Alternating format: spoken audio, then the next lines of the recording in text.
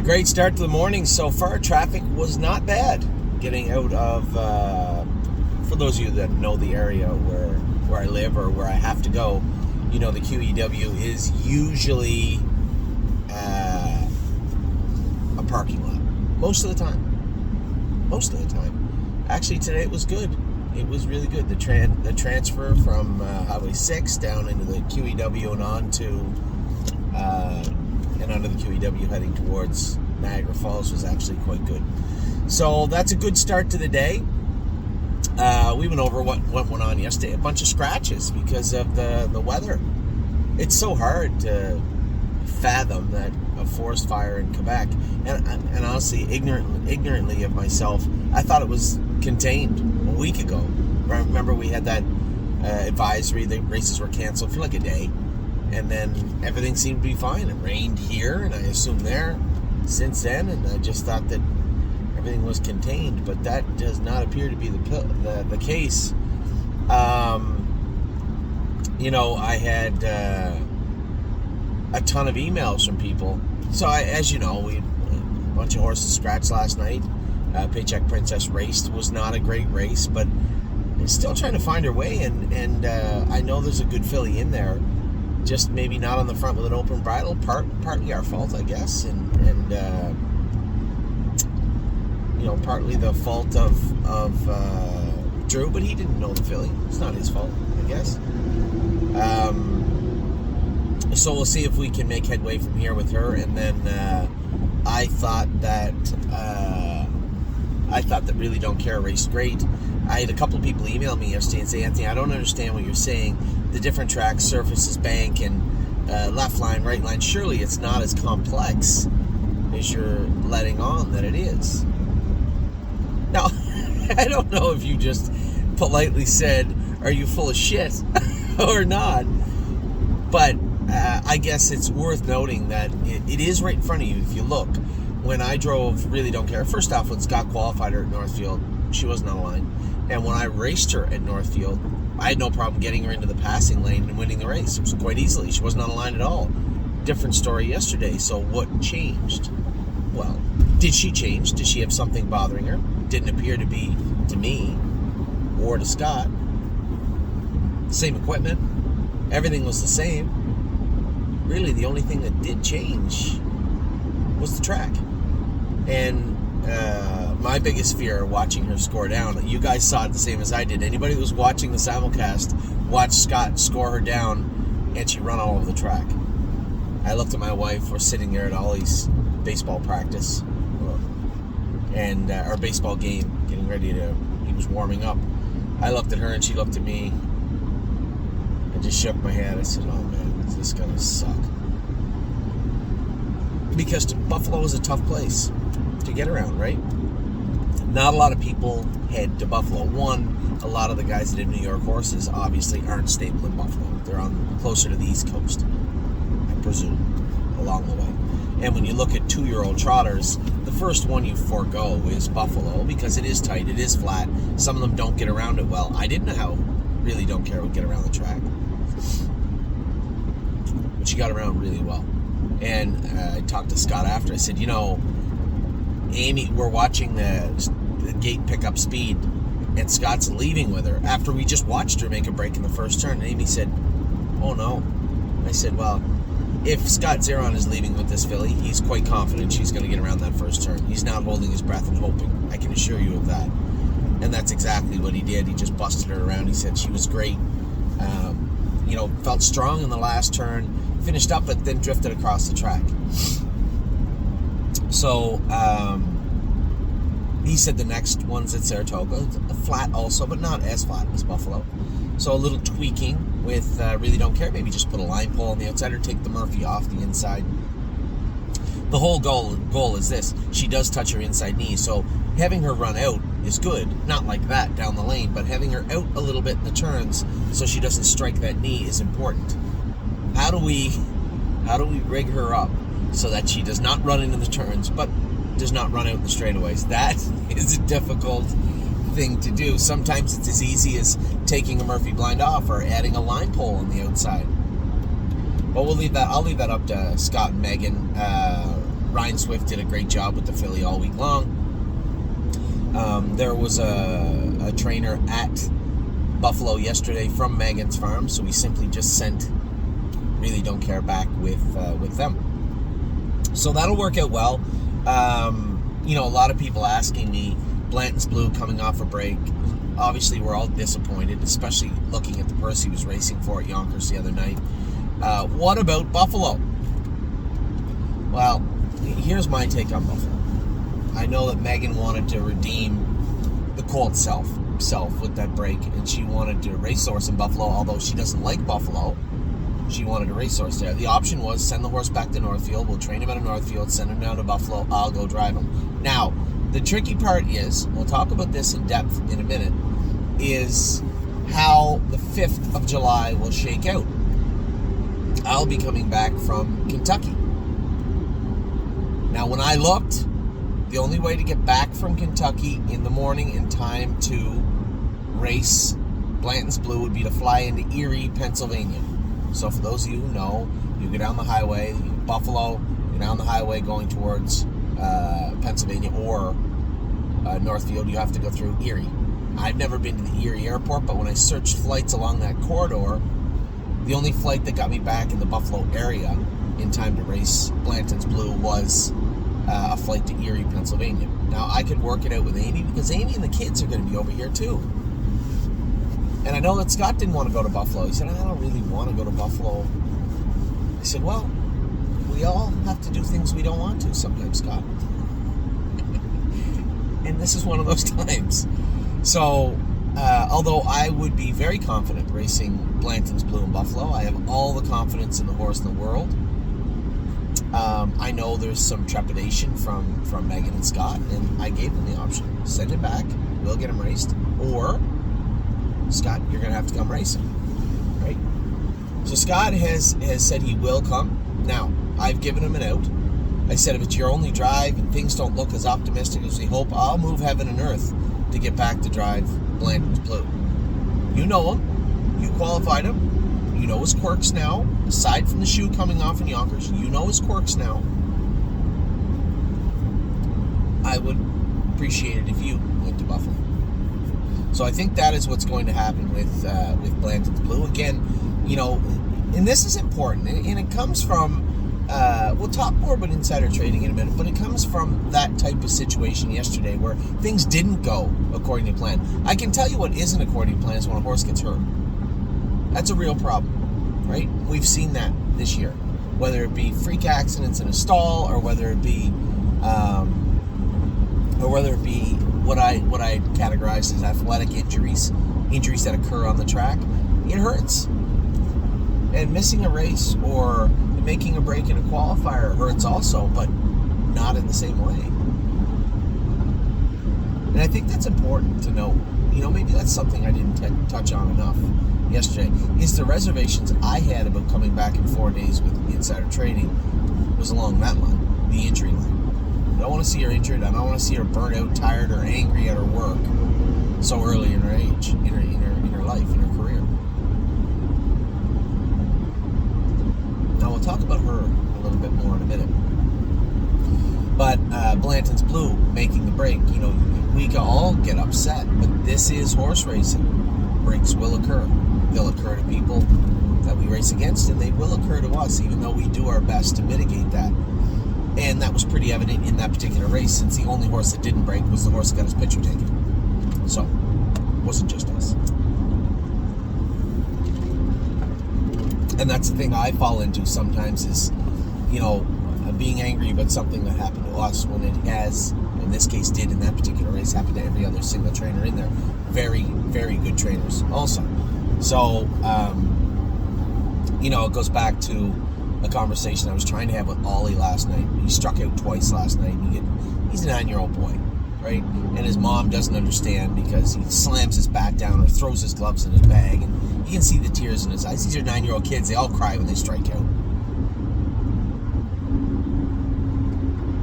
But I'm trying to talk to him as a father, and I feel bad because I'd say to you sometimes, I don't want to give the driver too many instructions, right? It's not that they're stupid, but it's confusing them, and at some point they just shut off and say, just go away. And it's the same with batting, right? Transfer your weight properly, keep your eye on the ball, don't pull your head up too early, swing through the strike zone, tear the cover off it. And sometimes the kids, they strike out, and kids are not like us, right? If I drive in a bad race, I know I've done that before, many, many times. I know the mistakes I've made, and I try to correct them for the next time. And it's hard for a kid to quantify that, and it's hard for a mom to understand that response sometimes. And I don't mean to sound sexist. Obviously, it's hard for a father. I played baseball. Many of you played baseball also. And it's a wonderful game because it gives you an opportunity to correct your mistakes mere moments later, right? A couple innings later. 4 balls, 3 strikes. Throw a ball, you get a chance to correct that. Very next pitch. Kick the ball, boot the ball at shortstop. You understand what you did. You work on your mechanics, and you go again. And that's why everybody loves the game, because it's full of mistakes. Anything can happen, but you can correct them. And as far as mechanically speaking. And it's the same for the babies, right? They'll make mistakes. We have to see what they did and help them correct them. It's athletics. So, whether it be Blanton's Blue or insider trading not getting a chance to race, just be thankful she is going to race. Because I know I am. I guess I'll have a sidebar with her, because we have talked about her a couple of times in the last few minutes.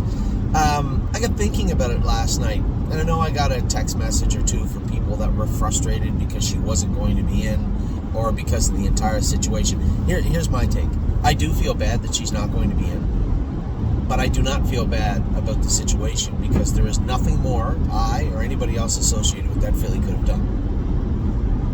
And that's the truth of the matter. So being upset about the situation is no different than Oliver being upset because he struck out, right? It happens. Or in this case, it was unavoidable. I wasn't going to rush her schedule anymore to ensure that she possibly got qualified, because ultimately what that ends up happening is they don't get qualified. Much like Oliver's swing. When you strike out and you go up the bat thinking about your last strikeout, guess what happens? You might strike out again.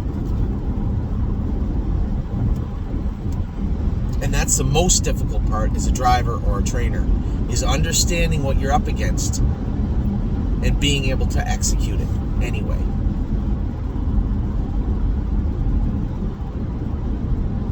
Now, we do have 2 paths. I never really thought about this. So the PA All-Stars it's top, they roll, right?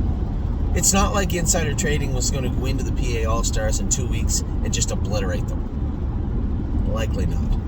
They're going to rock right along. I know we'll talk about the PA All-Stars divisions for our 3 horses on Monday. I talked to Scott about them last night. I'll talk to you about them right now, or in a minute.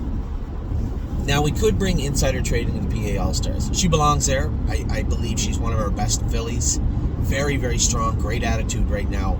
I want to keep it that way. Or, because they go for $30,000. Or, we could go to the pop-up series next week in the Meadows. They race for 10. I believe at least 1 leg, if not 2, maybe 2, and then a final of probably 15 or 20.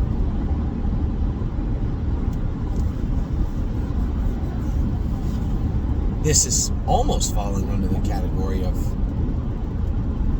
lemons into lemonade, although there's no Pennsylvania Sire Stakes points.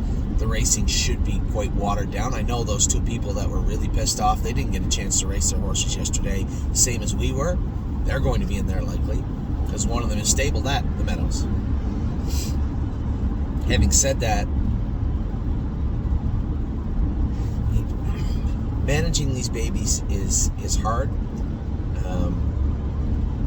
but it is made easier if you can keep their stress level down.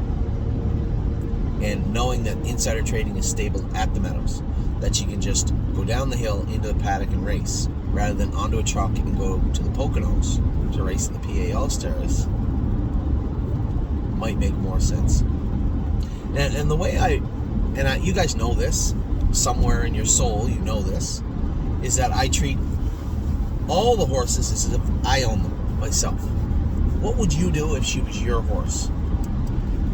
And I think racing her in the pop-up series makes all the sense in the world. Yes, she's qualified, but we didn't fix her. She isn't perfect now. She's a 2-year-old trotter. She's made 3 breaks and has 1 clean line. Turn 1 into 10, and then she's fixed. Theoretically. It reminds me of White Tiger's 2-year-old season. Fast. And every time you raced him, you would come in and this huge sigh of relief would come over me because he was tricky. She is not anywhere near as tricky as White Tiger was. And even to this day, he can be tricky. But again, that's horse racing. Right? So, I think the easiest way to put it is, what would you do? I think the best thing to do now in hindsight, with a day to think about it, is we'll race her in the pop-up series. Next Thursday, the following Thursday, forego the PA All-Stars and race her in the final. And then head into the Pennsylvania Sire Stakes, hopefully with 3 wins under her belt. A full head of steam and confidence. Ready to attack. I think that might be the best course of action for our girl. Anyway, a lot of racing coming up today. Obviously, we got all the horses. I know. God love my wife. She looks at me. I'm leaving at 6 o'clock this morning. She goes, Anthony, why are you going to Pennsylvania to drive these horses? She goes, I'm not saying they're not good, but they're not our best. I said, honey, you hit it right on the head. Right square on the head. My job is about narrowing the gap. Get the good ones good and trying to elevate the ones that aren't as good or aren't as good right now into better status. And yes, I would love to go drive Lonely Lakewood and Memory and Imagination, right? Vaquero Blue Chip. I'd love to. But it's not needed at this minute. And Tilly's Hanover, Victory Blue Chip, although I'm not driving them. I will hang them up today in the warm-up. Those are the types of horses that I need to be there for, right? Activation. These are horses that are good horses, but we want to see how good, and we want them to progress. We want them to move forward. And that is one of the most important parts of my job. And that is why I'm driving 5 hours there, driving the horses, driving 5 hours home, putting my family in the car for the qualifiers and going straight to Ohio tomorrow. Because that's my job.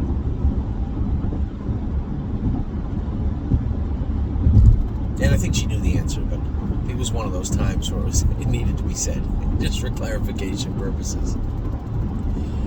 So today we got our boys in Pennsylvania. Don't forget about Merchant Man. Got him also. He's been doing okay things, not nearly what we want him to do, but okay things in Pennsylvania. So today's Thursday. That's what's going on today.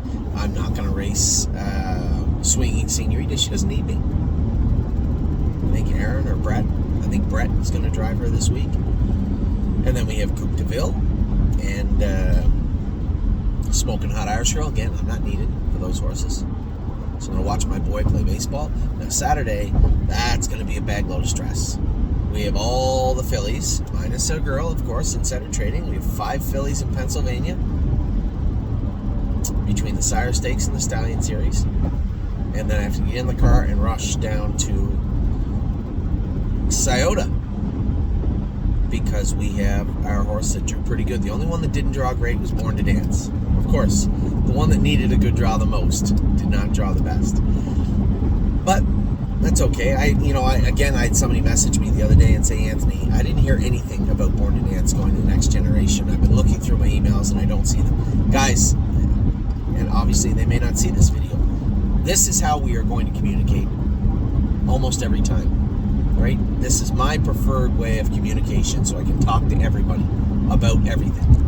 And I understand that some people can't watch the videos, but I can't send specific emails out all the time to every horse, right?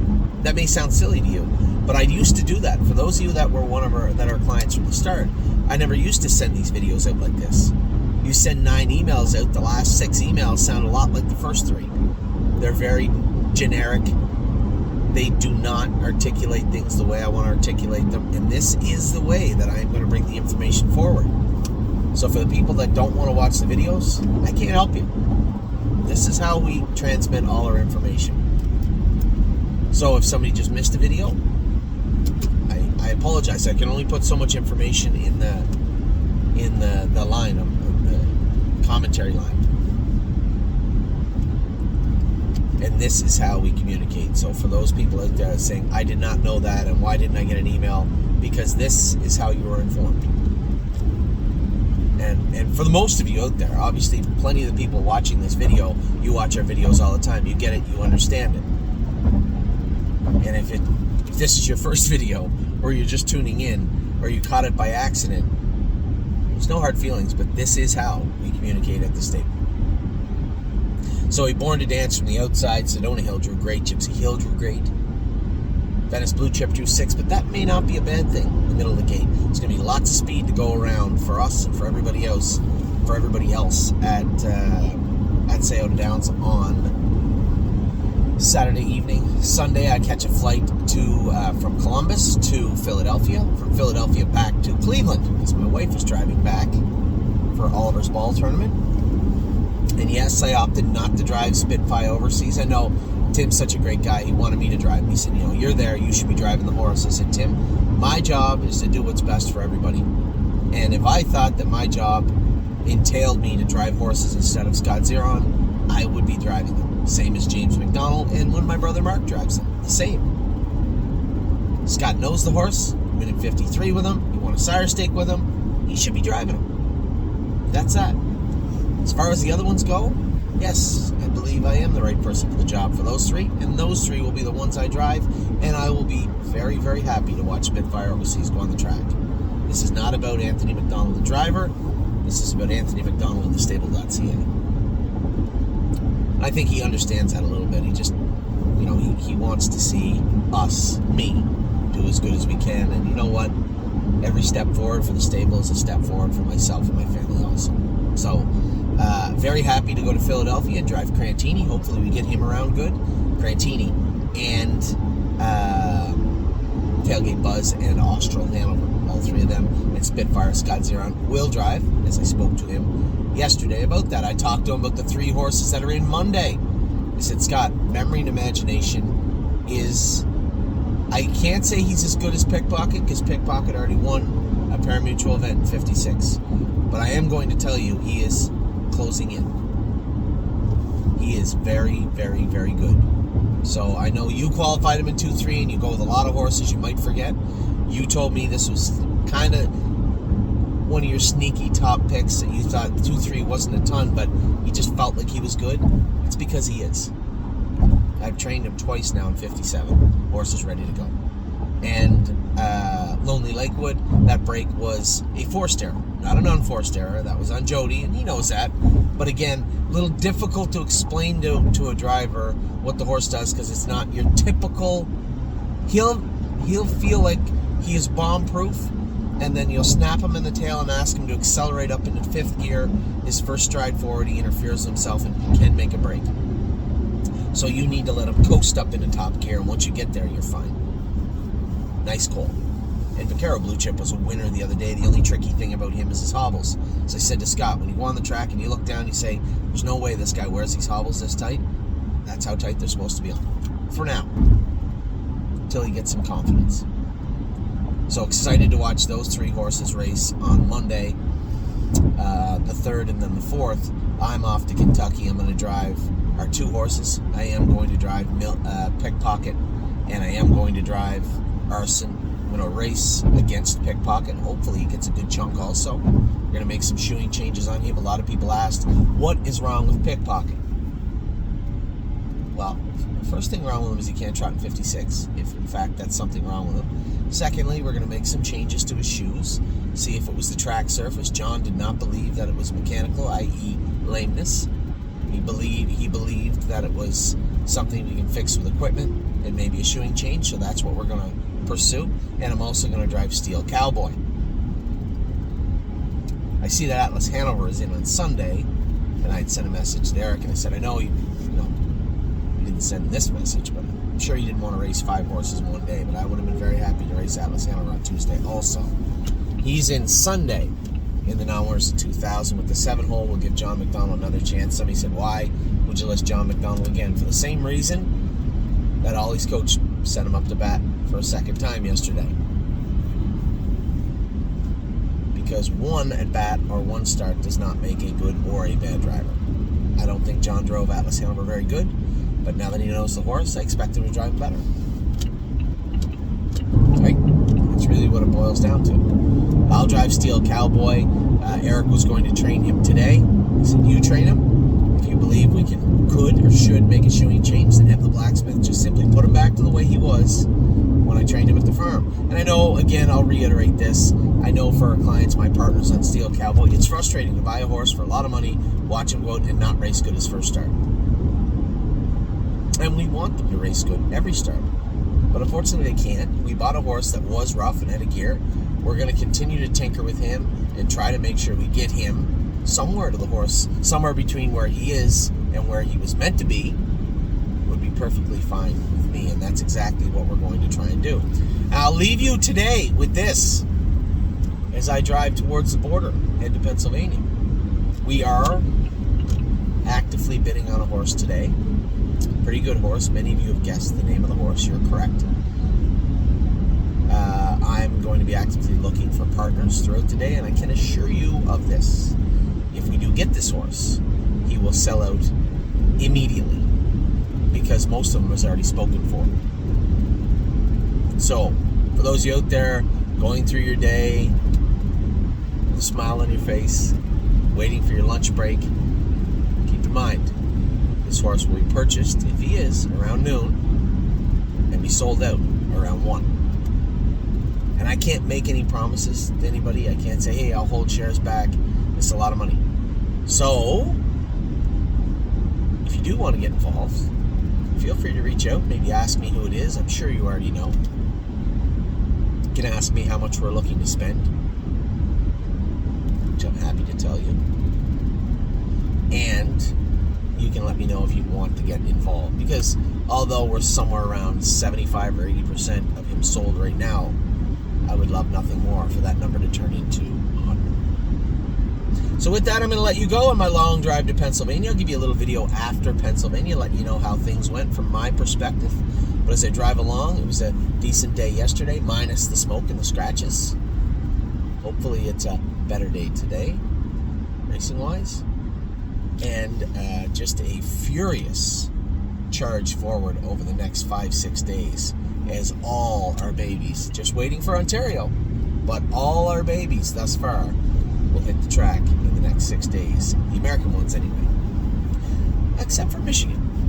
She's July the 8th, thank God. So with that, I'm going to let you guys go. I hope you're having a wonderful day. I will talk to you all very, very soon. Take care and enjoy the sun if it pokes through the smoke. Take care.